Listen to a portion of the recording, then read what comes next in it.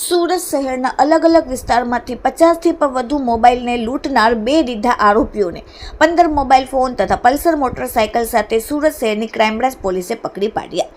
સુરત શહેરમાં વણશોધાયેલા ગુનાઓ શોધી કાઢવા માટે ક્રાઇમ બ્રાન્ચની ટીમ વર્કઆઉટમાં હતી. તે દરમિયાન ખાનગી બાતમીના આધારે આરોપી 1 સાદિક ઉર્ફે કાલુ સલીમ શેખ રહેવાસી કોસાડ આવાસ અમરોલી અને 2 લતીફ ઉસ્માન દીવાન સુમન વંદન આવાસ જહાંગીરપુરા સુરતવાળાને પોલીસે જહાંગીરપુરાના સ્કોટ મંદિરની પાછળ વડિયાવ રોડ ઉપરથી મોબાઈલ ફોન નંગ 15 તથા 2 મોટરસાયકલ મળીને કુલ કિંમત ₹3,50,000ના મુદ્દામાલ સાથે ઝડપીને કાયદેસરની કાર્યવાહી કરી.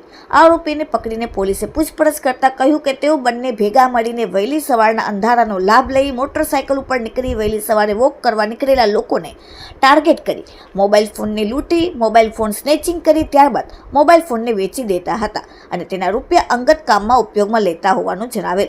અગાઉ આશરે 50 જેટલા ગુનાઓને તેમણે અંજામ આપેલ છે.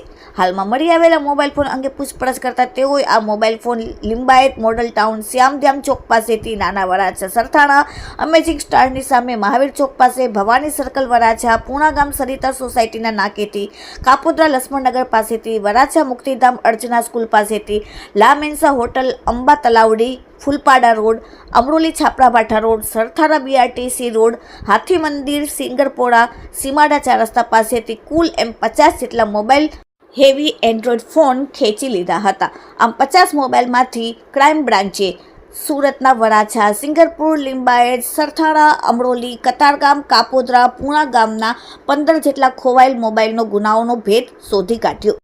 ક્રાઇમ બ્રાન્ચ પોલીસે heavy Android mobile phone Samsung company, OnePlus, Motorola, Realme, Redmi, Apple જુદા જુદા કંપનીના કુલ 15 જેટલા મોબાઈલ ફોન શોધી કાઢ્યા. સાથે પલ્સર, સ્પ્લેન્ડર મોટરસાયકલ એમ મળીને કુલ ₹3,50,000નો મુદ્દામાલ કબજે કર્યો.